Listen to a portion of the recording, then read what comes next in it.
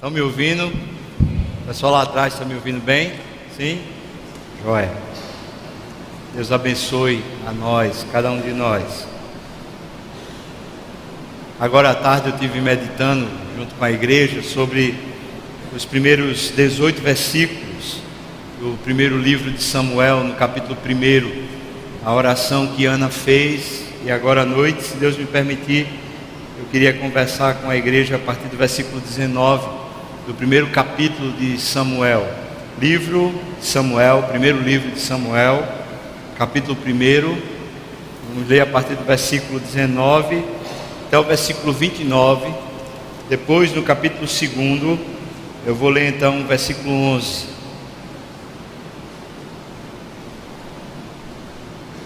Primeiro livro de Samuel, capítulo 1, a partir do versículo 19 até o final desse capítulo.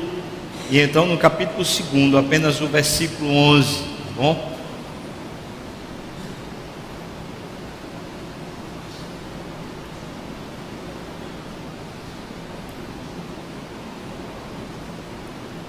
Vamos fazer essa leitura responsiva. Vou pedir para você ler de voz audível, para que a congregação então participe de verdade, tá bom? Eu vou ler então versículo 19, a congregação 20, e assim a gente vai até o final desse capítulo 1. Diz assim a palavra: levantaram-se de madrugada e adoraram perante o Senhor, e voltaram e chegaram à sua casa a Ramá. Eucana coabitou com Ana, sua mulher, e lembrando-se dela o Senhor,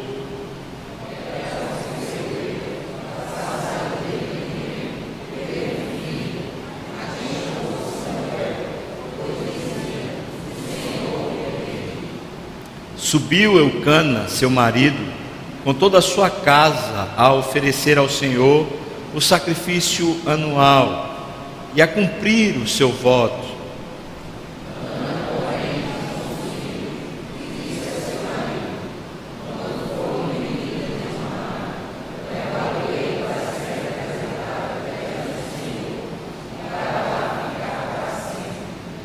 Respondeu-lhe Eucana, seu marido: faze o que melhor te agrade, fica até que o desmames, tão somente confirma o Senhor a sua palavra. Assim ficou a mulher e criou o filho ao peito, até que o desmamou.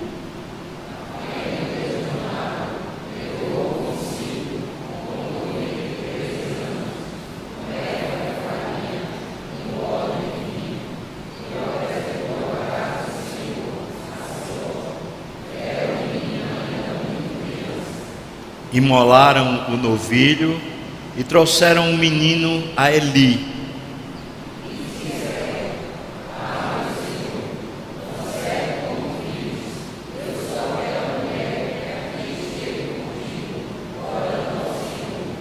Por esse menino orava eu, e o Senhor me concedeu a petição que eu lhe fizera.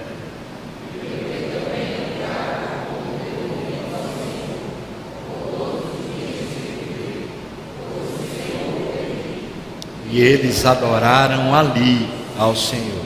Agora versículo 11, capítulo 2 diz: então Eucana foi-se a Ramá, a sua casa, porém o menino ficou servindo o Senhor perante o sacerdote Eli. Vamos orar. Deus, mais uma vez, Senhor, nós encomendamos a nossa alma ao teu descanso, ao teu refrigério, Pai. Ó Deus, pedimos ao Senhor, por favor, por causa da tua imensa misericórdia, que o Senhor nos assista aqui na nossa fraqueza. Senhor, se nem orar nós sabemos como convém, quanto mais meditar na tua palavra. Ó Pai, peço misericórdia sobre a minha cabeça, mas também sobre a cabeça dos meus irmãos. Eu te peço encarecidamente, Deus, que nenhuma dispersão, absolutamente nada, venha tirar-nos do teu Espírito aqui, Pai, e faça o que o Senhor quiser, e da maneira que o Senhor quiser, de tal maneira que a gente possa dizer que o teu nome foi engrandecido, Senhor. Então nos debruçamos aqui totalmente a tua graça. Nós oramos assim no nome de Jesus. Amém. Amém. Lá em Eclesiastes capítulo 5, versículos 4 e 5, fala a respeito de votos que são feitos ao Senhor. Versículo 4 diz que não é bom que você faça votos. Versículo 5 diz que alguém que vote é melhor que cumpra, e é melhor que não faça voto do que não cumpri-lo. A ideia de voto no Velho Testamento é uma ideia diferente do que é hoje o voto.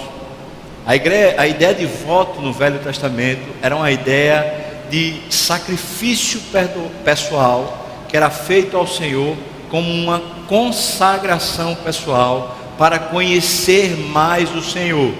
Não era uma tentativa de barganha com Deus para se adquirir alguma coisa. E isso precisa ficar muito claro.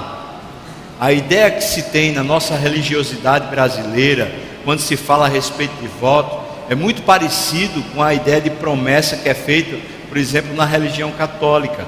Quando algum devoto faz uma promessa para algum santo, pedindo um favor divino, então uma cura, então um emprego, então alguma boa dádiva, algum favor que seja dado, e então ao se alcançar aquela boa dádiva, aquele pedido, o que se faz é o cumprimento da promessa. E qual é o cumprimento da promessa? Às vezes é subir de escadas de joelhos, ou então às vezes é se pagar uma quantia financeira, às vezes é fazer um jejum, fazer uma novena, sei lá o que mais. A ideia do Velho Testamento não é essa ideia de se barganhar com Deus para se adquirir alguma coisa que se julgue necessário. A ideia é a seguinte: a premissa é também um sacrifício, mas é um sacrifício pessoal que se faz não para se adquirir alguma coisa, mas sobretudo para se ter mais comunhão com Deus. Ou seja, quando se fazia um voto no Velho Testamento, o cumprimento do voto não visava uma gratidão por ter se recebido a benesse. Também não se visava alcançar a benesse. O fim principal, o fim último, a causa do voto era uma vida mais devota, uma vida mais consagrada, mais proximidade de Deus. Esse era o desejo de quem ia e se apresentava com um voto ao Senhor. Isso precisa ficar muito claro, porque senão a gente está falando aqui de uma mulher, essa mulher chamada Ana, de uma mulher pagã, como se ela tivesse feito uma negociata com Deus, adquiriu essa negociação e agora ela vai pagar o preço. Não é isso o que acontece no Velho Testamento, muito menos Deus vai se deixar levar por barganhas, como se Deus fosse uma espécie de comerciante que está precisando de alguma coisa que a gente pode oferecer para ele, ou que Deus se agrade de alguma coisa que a gente vai oferecer para ele, para receber dele algum troco, alguma benesse. Quando se segue essa linha de raciocínio, o Deus que se adora não é o Deus da Bíblia, não é um Senhor, não é um Deus amoroso, não é um Deus que realmente quer o nosso bem, mas esse Deus que é o Deus do pagão, é o Deus que é como se fosse um gênio da lâmpada, ou fosse uma espécie de serviçal, cheio de maravilhas, cheio de poder, que pode agradar a gente, fazendo aquilo que a gente quer que seja feito. Existe ainda hoje uma corrente teológica que fala que Deus está definindo a nossa história à medida que a gente está vivendo, uma corrente herética, que diz que a gente pode negociar com Deus a respeito das etapas e a respeito das questões que a gente vai viver. Ana não é uma mulher pagã. Ana não se volta a Deus como uma pagã, porque os princípios da religião, os princípios da vida com Deus já estão enraizados no coração de Ana. Eu falei aqui na tarde, eu vou falar muito rapidamente sobre o que eu falei à tarde aqui, até porque serve de elucidação para o que a gente quer conversar agora à noite. Quando Ana estava sofrida, angustiada, porque não tinha filho, fica muito claro no texto que o problema de Ana é que os sonhos dela não se realizaram. E especialmente um sonho acalentado que dignificava a mulher naqueles dias. Hoje em dia, uma mulher que não tem filho, sendo casada, ela pode ter muita tristeza e muita até falta, mas é muito diferente por causa da questão cultural, por causa da época que a gente vive, é muito diferente do que Ana sentiu. Naqueles dias, uma mulher que não se casasse, ela virava um problema social gravíssimo. Quem vai cuidar dessa mulher? Quem é que vai alimentar essa mulher? Quem é que vai pagar as contas dessa mulher? Quando o pai morrer, essa mulher vai ficar para lá, e um peso para o Estado. Quando a gente está falando de uma mulher que se casa e não tem filho, a gente está falando de uma mulher que não tem projeto de vida, não tem dignidade social, ou seja, é como se ela fosse uma pessoa aquém, não conseguiu alcançar suas potencialidades, e portanto ela não é muito merecedora dos círculos sociais. Ainda que o marido tratasse a mulher bem, como é o caso aqui, Eucana trata a Ana com muita dignidade. No entanto, por causa da conveniência social, por causa da cultura, Ana não se sente digna e apta de estar socialmente, ou seja, ela se sente sempre diminuída, despertencida, ela não participa, ainda que ela seja inserida, ela não consegue se inserir. Esse problema que acontecia no coração de Ana diz respeito a um desejo acalentado que não foi suprido. E a Bíblia fala lá em Provérbios que uma esperança que se adia faz adoecer o coração. E como esse desejo de dignificação que Ana tinha a partir desse projeto chamado filho não acontecia, Ana começou a adoecer na alma, o seu coração foi se encrudecendo, se perdendo, e ela chegou a dizer que ela estava aflita e ansiosa continuamente, porque o filho não vinha. Além disso, um segundo problema se agregou a essa crise. Quando Eucana percebeu que ele não teria filho com Ana, ele resolveu se casar uma segunda vez com uma mulher chamada Penina, que tinha filhos, e Penina, por sua vez, maltratava Ana continuamente e a irritava. Esse contexto gerou uma amargura no coração de Ana e foi lhe azedando a vida. Chegou um ponto, esse caos, que por mais que o marido se esforçasse, e o texto dá a entender que Eucana era um marido esforçado, ao ponto dele dizer para Ana: olha, eu te sou melhor do que muitos filhos, eu te trato bem, mulher, o que é que falta para você? O que falta para Ana, Eucana não podia suprir, Ana mesmo não poderia suprir, porque Ana tinha um problema que não estava nem em Eucana, nem estava em Penina, nem estava na sociedade, nem estava em absolutamente lugar nenhum dessa terra. O problema de Ana era que Deus havia cerrado a madre de Ana, e por mais que isso fosse complicado para ela, o fato é que as relações interpessoais de Ana começaram a se complicar. E como se complicaram? Havia uma espécie de parede velada entre Ana e Eucana. Era como se Ana culpasse Eucana, mesmo sabendo que ele não tinha culpa, mas lá no fundo do coração havia algum tipo de denúncia, algum tipo de luta contra Eucana, porque Eucana não lhe supria o desejo acalentado. Esse desejo acalentado tem uma potencialidade de destruir a nossa alma. A Bíblia fala isso. O desejo ou a esperança que se adia faz adoecer o coração. Ana adiou. Deus continuou deixando sua madre cerrada. Ela não vai ter filho porque Deus não quer. E o problema de Ana é Deus. E porque esse problema não se resolve, então Ana adoece. E a enfermidade de Ana é na alma, é no seu coração. Ana se apresenta ao Senhor. E aqui eu quero fazer alguns traços do que seria uma religião pagã, para você entender. Se Ana fosse uma mulher pagã, ela faria como qualquer pagão faz com o seu Deus. Ela negociaria com Deus. Como seria o processo de negociação? Ela perguntaria ao seu Deus: qual é o preço que o Senhor quer para que eu lhe dê, eu lhe pague esse preço, a fim de que você me dê o meu desejo. Se ela tivesse se dirigido assim a Deus, ela seria uma pagã. Um segundo elemento que a gente poderia considerar como paganismo seria justamente o voto, ou seja, uma promessa que fosse feita como se para compungir, uma espécie de moeda de troca. Isso ainda seria uma espécie de paganismo. Então eu vou dar um exemplo. Imagine você conhece alguém aí que, por exemplo, está passando por um problema financeiro muito grave, ou está passando por um problema no casamento muito grave, e querendo resolver esse problema, vai procurar um pai de santo e procura saber qual é o preço que precisa ser pago para que haja um despacho, a fim de que aquele despacho resolva os seus problemas. Isso é paganismo. Ainda que você possa dizer, não, isso é religião afro-brasileira. Ainda que seja uma religião afro-brasileira, isso é o estilo de negociata pagã, desde o Velho Testamento até o futuro. Esse ato da barganha é o paganismo.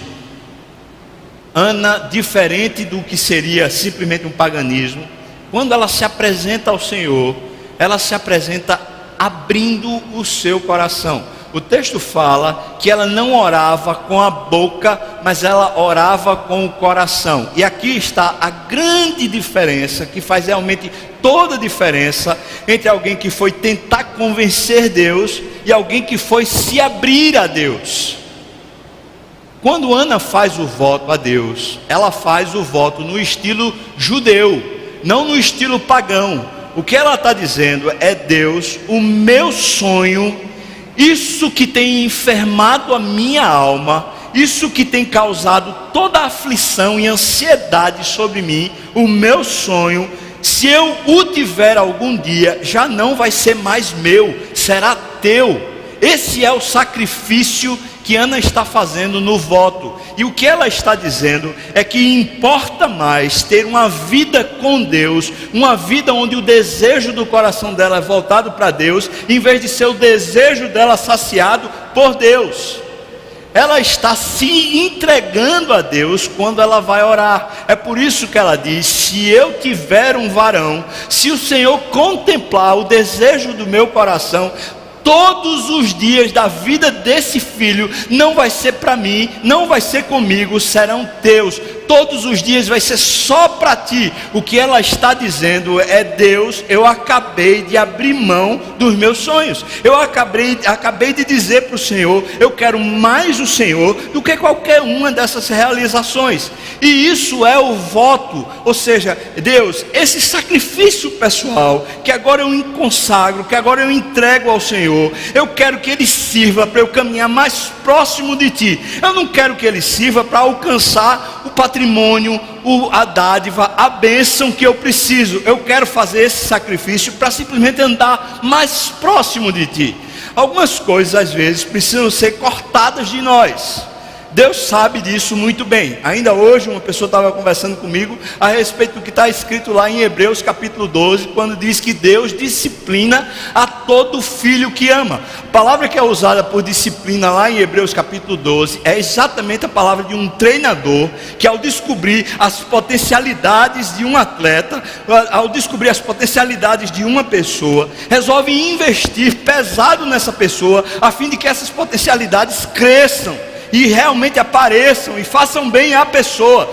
Deus é como um treinador para nós, e Ele sabe que para o nosso amadurecimento, para o nosso apego a Ele, para que a nossa vida seja mais dele, e realmente a espiritualidade, que é a espiritualidade bíblica, cresça na nossa vida, Ele sabe que a gente vai precisar de desenvolver uma série de potencialidades, uma espiritualidade muito mais sadia, e o próprio Deus se incumbe da tarefa de nos disciplinar. A ideia de disciplina que está lá em Hebreus 12, não é a ideia de um tratamento rancoroso, um tratamento odioso, um tratamento de retaliação, do tipo, fica irado e bate e sofre, e agora eu quero ver você de castigo. Não é a ideia de um Deus que está carrancudo. A ideia lá é, ao ver coisas que precisam ser tratadas, para que você seja mais santo, para que você seja melhor, para que você seja correto, Ele olha para você e então Ele resolve tratar tudo isso em você, a fim de que você tenha uma vida mais íntima com Ele. E Ele vai fazê-lo. Aí imagine você que, por exemplo, você tem um sonho, uma mulher que não casa e tem um sonho de casar, então ora a Deus, se entrega a Deus, se consagra a Deus, e agora chegou o casamento. Ora, assim como acontecia com Ana, parece que tem uma próxima etapa. Qual é a próxima etapa? Então é agora ter filhos, e depois de ter filhos, qual é a próxima etapa? É outra etapa, e é outra etapa, e é outra etapa, porque eu e você somos incansáveis em ter projetos e em ter sonhos. E parece que um sonho serve simplesmente de pedestal para alcançar o outro sonho, como se Deus tivesse comprometido com todas as etapas de sonhos que a gente tem, e Ele tivesse a obrigação de fazê-las, de cumpri-las. Quando Deus olha para nós, Ele sabe exatamente quais etapas, ou se alguma dessas etapas vai nos fazer bem, se isso vai nos tornar mais próximos dele, e Ele é capaz de dizer sim para uma etapa e dizer não para a próxima etapa, e depois dizer sim para outra etapa e fazer conforme lhe agrada, porque Ele quer de fato o nosso bem. Só que o nosso bem maior não é adquirir o sonho, o nosso bem maior é que o nosso sonho seja Ele, e Ele vai transformar absolutamente tudo na nossa vida para que isso aconteça. Ele vai nos disciplinar. E o que está acontecendo no texto que acabamos de ler é que Ana resolveu entregar a Deus o seu sonho. Ela tinha feito isso na oração. Ao orar com o coração aberto, exposta para Deus, ela teve a sua sentença contemplada por Deus. Veja, Eli, que é o sacerdote, não é um homem que naqueles dias era muito conceituado pelo meio religioso, pelo meio do povo. Eli era um homem de Deus. No entanto, os filhos de Eli, e o texto fala no capítulo 1, que quando Ana e Eucana subiam a Siló, a fim de darem as ofertas ao Senhor, quem estava lá em Siló para receberem as ofertas era Hofni e Finéias, que eram os filhos de Eli. E esses filhos de Eli, se você ler no capítulo 2, depois do versículo 11 que nós lemos, você vai ver que esses homens eram problemáticos. Eles roubavam, eles faziam todo tipo de tranqueira, de corrupção religiosa. E então, por causa dos filhos de Eli, Eli tinha perdido a sua reputação. Então, quando Ana está orando, e quando Ana está sem falar, está balbuciando, está com seus lábios se mexendo, e o texto diz que ela estava com o coração orando. Quando Ana está fazendo esse exercício, Eli olha para ela, diz: você está embriagada? Ela diz: não estou embriagada, eu estou aflita, eu estou fazendo isso porque eu estou aflita. Ela está se abrindo, se rasgando diante de Deus de todo o coração. Agora aqui eu quero fazer uma grande distinção que precisa ser feita. Ana não está chorando diante de Deus para que Deus tenha pena dela. Ana não está tentando comover Deus abrindo o coração. É o contrário, ela está abrindo o coração para ela ser comovida por Deus, porque o desejo que tinha se enraizado no coração dela já tinha feito adoecer. E se ela não conseguisse mais abrir o coração, a doença tomaria conta perpetuamente da sua alma. O que ela está abrindo o coração não é para que Deus tenha peninha dela e diga: oh, coitadinha, agora ela está chorando, acho que eu vou resolver o problema dela. Não, é o contrário. Ela está chorando, rasgando, abrindo para dizer para Deus: Deus, eu preciso de tratamento, eu preciso mudar. Do jeito que está, eu estou me destruindo.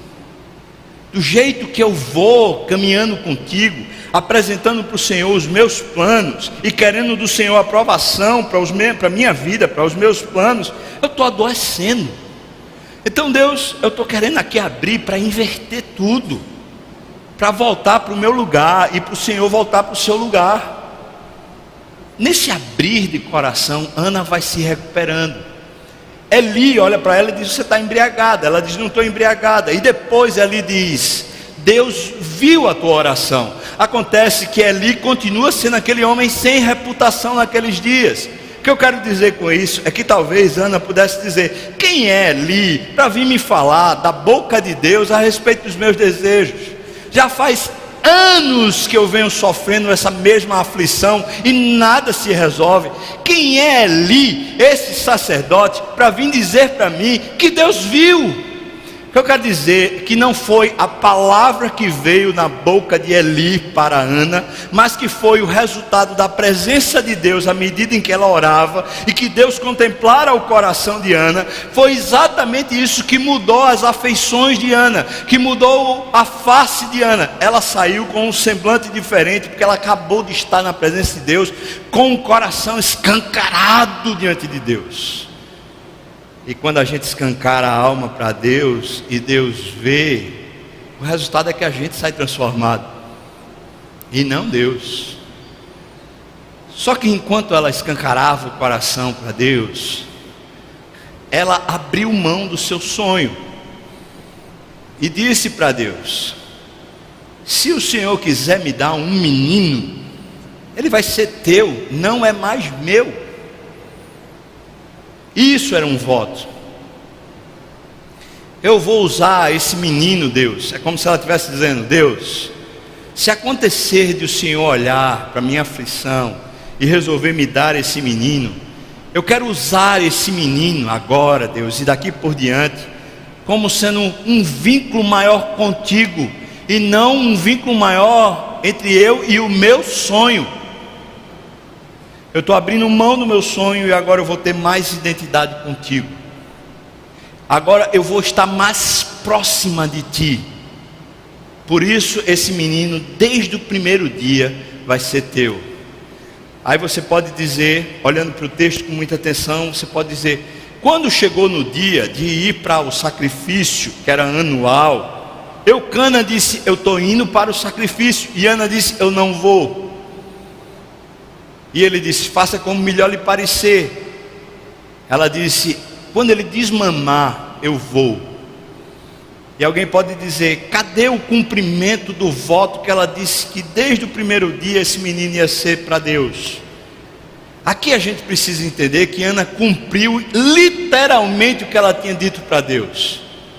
Aqueles 2 anos, alguns comentaristas falam 3 anos. Por quê? Porque na cultura hebraica, especialmente daquela época, e ainda hoje é assim, mas especialmente naqueles dias, uma criança para ser desmamada levaria pelo menos 2 anos, em muitos casos 3 anos.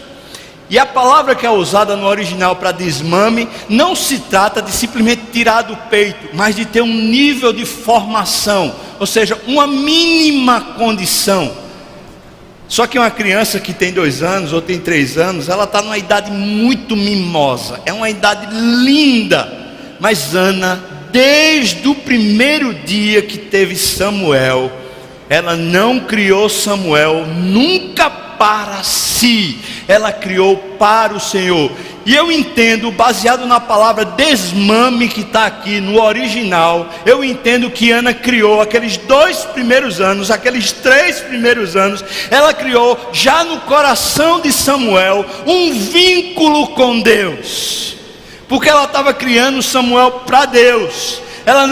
Samuel não era mais projeto de Ana, Samuel não era mais propriedade de Ana, Samuel não era mais alegria para Ana, Samuel não significava mais o coração de Ana.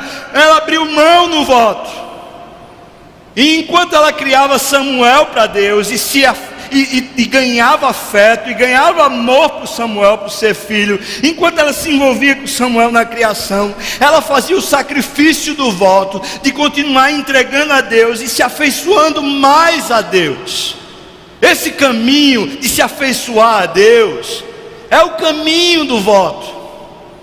Ela não olhava para Samuel e falava: meu Deus do céu, daqui a 2 anos, daqui a 10 meses, daqui a não sei quanto tempo, eu vou perder esse menino, o que vai ser da minha vida?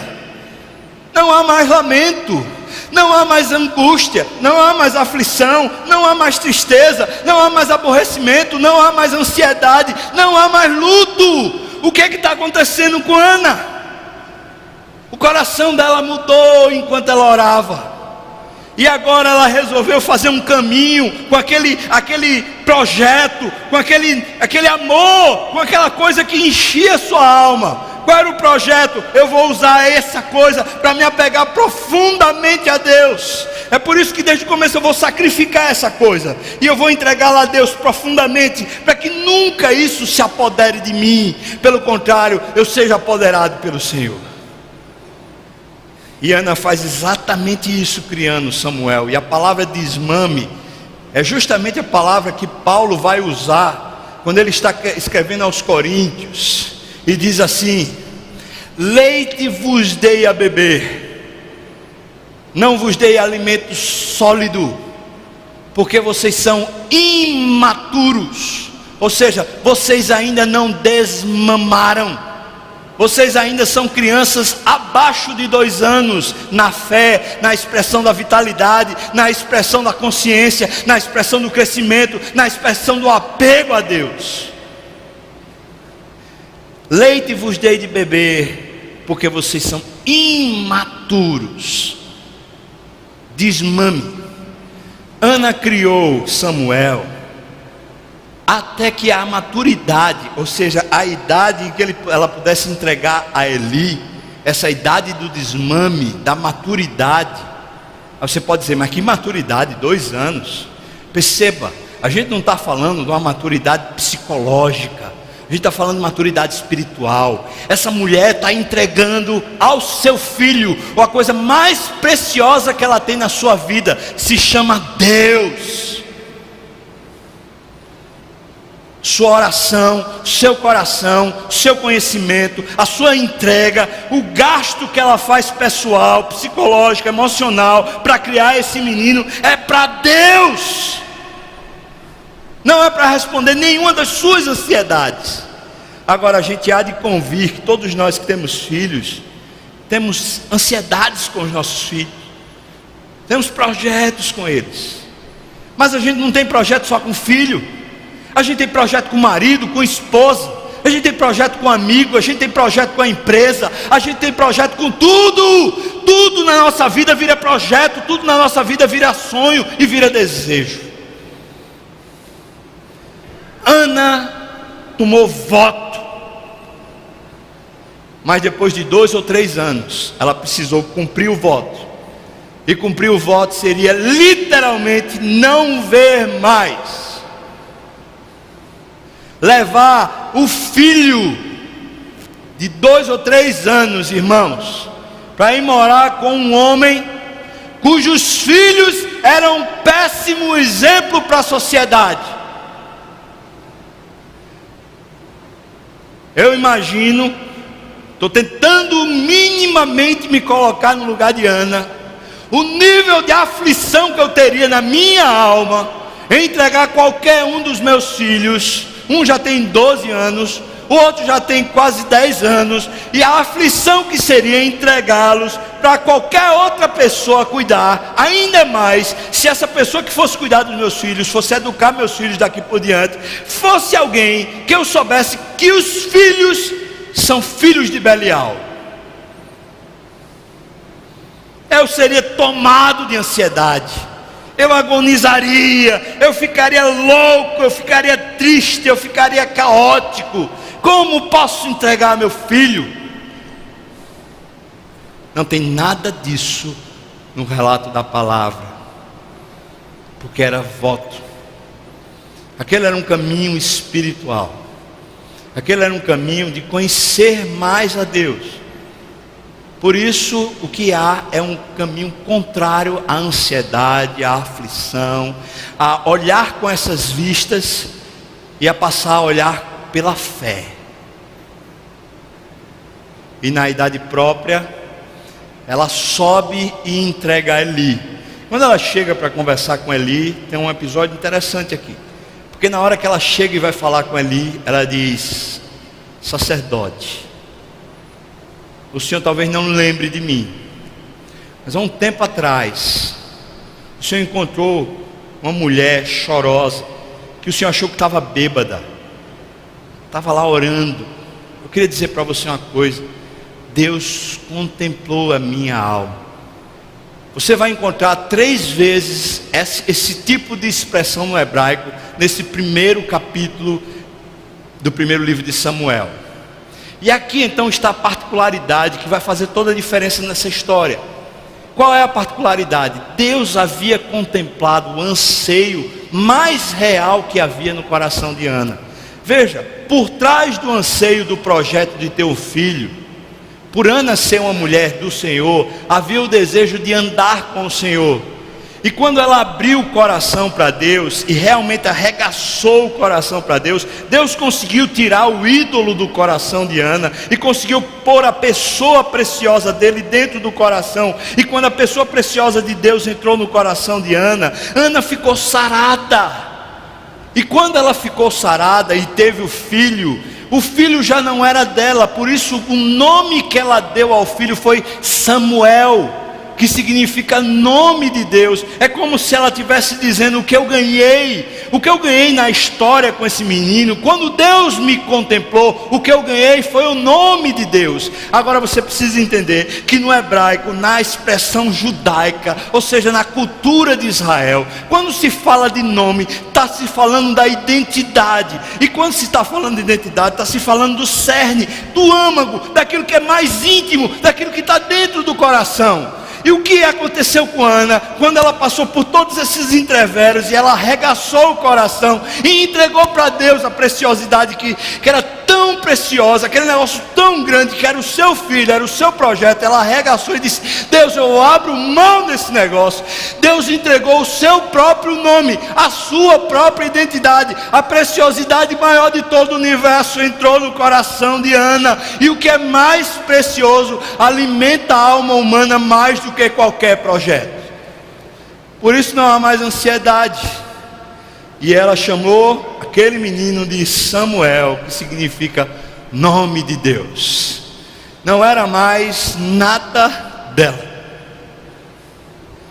E toda a história de dor, de aflição, de descaso, de problema com o marido, de ter uma inimiga dentro de casa que ficava rixosa, que ficava afligindo, que ficava enfermando a alma dela, toda aquela história de desgraça, de problema, de caos, de dor, de azedume, de amargura, de aflição, toda essa história foi totalmente transformada, porque havia um elemento que Ana estava sem ver, mas que era o único que redimia, que era Deus. E agora ela vai cumprir o voto, não porque ela é aquele tipo de mulher que diz: dê a minha palavra, eu tenho que fazer. Mas ela vai cumprir o voto porque ela aprendeu que mesmo quando ela tem que sacrificar o que é mais precioso, quando sacrifica para Deus, ela só tem a ganhar. Porque o que ela ganha é a identidade de Deus. O que ela ganha é o próprio caráter de Deus tomando ela. Ela fica mais preenchida do que se tivesse o seu desejo contemplado. Sabe, a Bíblia não diz nenhuma vez que Deus contemplou o desejo do coração de Ana. Diz que Deus contemplou Ana. Deus não queria solucionar o problema estrutural, psicológico, emocional, o problema familiar de Ana. Essas coisas viriam a reboque, como sempre vem a reboque na vida do crente. O que Deus queria recuperar e sanar a vida de Ana era o coração dela. Um coração que era idólatra, um coração que havia se afeiçoado aos próprios desejos e que precisava ser sarado. E Deus, como um bom treinador que não desiste de nós, que nos ama com amor implacável, sabe como nos tratar. Ele sabe a hora de dizer não. Ele sabe a hora que vai durar. Talvez vai durar 1 ano, talvez 2, talvez 10, talvez 20. Ele sabe o quanto a gente vai precisar de tempo para reorganizar, para repensar, às vezes para frustrar o coração, até o ponto do desespero, e até o ponto da gente negar, finalmente dizer para Deus: aqui está tudo, rasga a alma, e Deus cura. Ele é o seu treinador, Ele é o seu técnico. E Ele sabe então, se de repente você olha e fala: Mas por que Deus não me dá isso? Isso é bênção. O que é que tem de errado nisso? Por que Deus não contempla? Eu vou dizer para você, irmão, porque lá na cruz, Jesus não se sacrificou, não se entregou para contemplar os seus desejos. Lá na cruz, Jesus morreu para contemplar você, para contemplar você. Você é que é a menina dos olhos de Deus. Não são os seus desejos, os projetos pessoais, as crises que temos, as infâmias, as muitas problemáticas que passamos. Não são nada dessas coisas que Deus precisa contemplar. E lá na cruz Ele contemplou você. Acho que isso basta. Amém? Ou não? Sim ou não? Acho que isso basta. Mas aqui eu quero completar, para finalizar, dizendo o que precisa ser dito. Essa história aqui começa a ganhar ares de alegria, ares de entusiasmo, ares de coisa preciosa, gostosa. Na prática, lá na hora de entregar o filho, era muito real. Era um nenenzinho de 2 anos, talvez dizendo: papá, mamãe. Era um nenenzinho, irmão. Na hora de entregar, não foi nada saboroso, não. Doeu por dentro, rasgou tudo. Voltar depois para Ramá, para a terra natal, para casa. Cadê Samuel? Cadê o filho lindo? Cadê aquela preciosidade que Deus tinha dado? Era voto, continuava sendo sacrifício. A beleza do voto e a beleza do sacrifício do voto se dá justamente porque dói, porque se perde. A beleza e o encanto é que alguém que resolve fazer um voto é que está decidido a passar o resto da vida, talvez, com uma dor, com um tipo de aflição na alma, para a sua alma se apegar mais a Deus. Essa é a beleza da história de Ana. Ela resolveu que o resto dos seus dias, toda vez que lhe passasse pela cabeça Samuel, pontada ia agredir sua alma, mas o desejo por Deus ia tomar conta de tudo, e ela viveria para o Senhor todos os dias da sua vida. Eu quero concluir aqui perguntando a você se algum dia você já fez um voto. Talvez fez um voto de casamento. Talvez você fez um voto num momento de muita aflição para ter um emprego. Talvez fez um voto num momento de muita luta familiar, o casamento estava acabando, alguma bagunça. Talvez fez um voto quando um filho estava morrendo. Fez um voto. Aí eu pergunto para você: o voto se tornou para você o quê? Só uma imposição da religião? Irmão, não vai ter pessoa amiga sua, não vai ter companheiro de jornada seu que consiga aliviar o peso de você cumprir o voto por obrigação. Não vai ter ninguém que consiga lhe ajudar a cumprir o voto se ele for só obrigação para você. Nem a igreja, nem a religião, nem os amigos, nem pastor ungido, nem seja o que for, vai conseguir lhe ajudar a cumprir o voto se só for obrigação. Mas se algum dia você voltou e voltou na presença do Senhor, e se você fez esse voto, não como um pagão, mas fez como um cristão de verdade, naquele dia, quando você fez o voto, você disse: Deus, hoje eu estou cortando aqui na minha pele, hoje eu estou cortando aqui na minha carne, e essa dor vai me acompanhar, mas eu estou fazendo isso porque eu quero apego a Ti mais do que todas as coisas. E se hoje você voltar e olhar de novo para Deus e disser com a sua alma: eu quero Deus mais do que qualquer outra coisa, o voto vai voltar a ser para você o que ele foi no primeiro dia. E vai trazer para você dor, como todo voto traz, mas vai trazer uma indizível significância, porque o nome de Deus vai repousar sobre você. O caráter de Deus vai tomar conta do seu corpo e da sua vida, e vai fazer de você uma pessoa melhor. Deus vai sarar suas feridas no coração. Deus vai restaurar sua relação pessoal com Ele e com quem mais for. A vida de Ana foi reorganizada, porque Deus se tornou bem maior. O último versículo que lemos diz que quando Eucana voltou para Ramá, Samuel ficou servindo ao Senhor junto com Eli.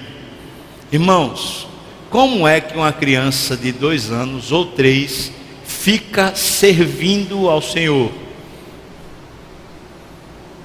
A ideia que o texto passa não é muito do que ele pôde fazer, mas a ideia de que a partir daquele momento que ele entrou na casa de Eli, o que Ana já tinha colocado no desmame, no amadurecimento espiritual de Samuel, houve continuidade, e ele foi aprendendo desde muito cedo a viver para Deus. Deus sabe, irmão, e honra, irmão, um voto que é feito da maneira de Deus. Ele honra e Ele abençoa. Mas o que diz Eclesiastes, e foi o primeiro texto que eu citei no começo dessa pregação, é que é melhor que não votes, não faça voto precipitado, porque alguém que vota e não cumpre é um tolo, e Deus não tem por inocente. Porque alguém que vota e não cumpre é alguém que está dizendo: um ídolo se apossou do meu coração, e eu larguei Deus para obedecer os meus próprios desejos. Eu larguei o encantamento da minha relação com Deus para seguir o meu próprio desejo e coração, e o meu coração se tornou o meu ídolo. Portanto, Deus não precisa mais participar da minha história.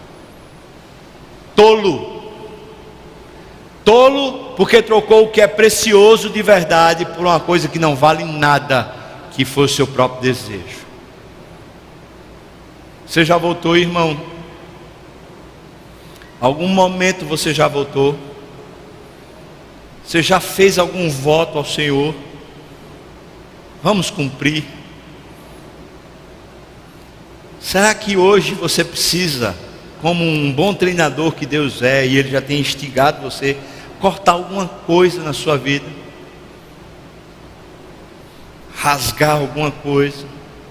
Será que hoje é o dia da gente poder abrir o coração para Deus e dizer: Senhor, eu tenho cansado, eu tenho ficado aflito, ansioso, por demais, porque os meus desejos não se cumprem, porque o meu projeto não se cumpre, o meu projeto de família não se cumpre, a história que eu queria não se cumpre. Deus, eu estou cansado, eu estou sobrecarregado, eu estou aflito, eu estou oprimido. Talvez hoje seja o dia de rasgar o coração. Se você fizer de coração, como diz o texto, Deus vai contemplar a sua alma e vai lhe sarar. Vamos orar, irmão? Se quer fechar os olhos, quiser orar, dar um pequeno tempo de oração pessoal, silenciosa, para depois a gente orar daqui.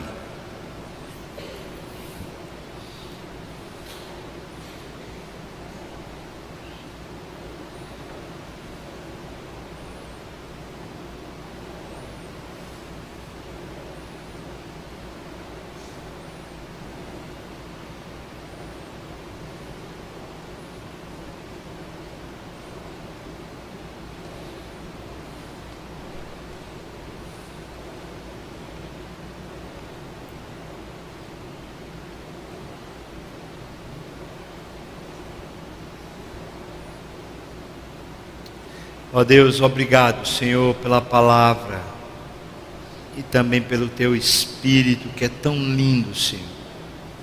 Ó Deus, obrigado pelas delícias da vida do Senhor. O Senhor é melhor do que muitos maridos, muitos filhos, muitas esposas. O Senhor é melhor do que muitos bens. Nenhum patrimônio nessa terra é comparável ao Senhor. Tu és lindo, Senhor. Tu és precioso. Obrigado, Deus, porque o Senhor sabe em que ponto estamos. E isso já guarda o nosso coração de inseguranças. O Senhor que olha do céu está vendo cada um de nós aqui. E sabe onde o nosso coração se encontra. Por isso, Deus, Tu, o único que sabe, por favor, vem se encontrar conosco. Talvez essa semana seja um divisor de águas da nossa vida, Deus. Ó, dá-nos alguma coisa, Senhor. Talvez uma angústia tão grande que a gente tenha que finalmente se largar diante de Ti. Ou talvez simplesmente um desejo tão grande por Ti, que a gente possa fazer um voto ao Senhor e dizer: o que eu votei, eu vou cumprir. Mas Senhor, toca-nos, do jeito como o Senhor fez com Ana, Deus, que o Senhor conseguiu trocar o coração de Ana e fazê-la uma mulher tão devota de Ti. Por favor, Deus, eu faço isso e peço isso encarecidamente, Deus, como quem clama: ó, vem nos tocar, Senhor. Inunda a nossa alma de apego a Ti de tal maneira que a gente possa realmente, mesmo sofrendo dano, mesmo sofrendo, Deus, mesmo quando é cortado de nós, a gente possa se alegrar no Senhor, satisfeito com a Tua pessoa, Te entregando de todo o coração a vida. Ó Pai, abençoa então cada um dos meus irmãos. Sim, Senhor, cada um deles abençoa muitíssimo. No nome de Jesus. Amém.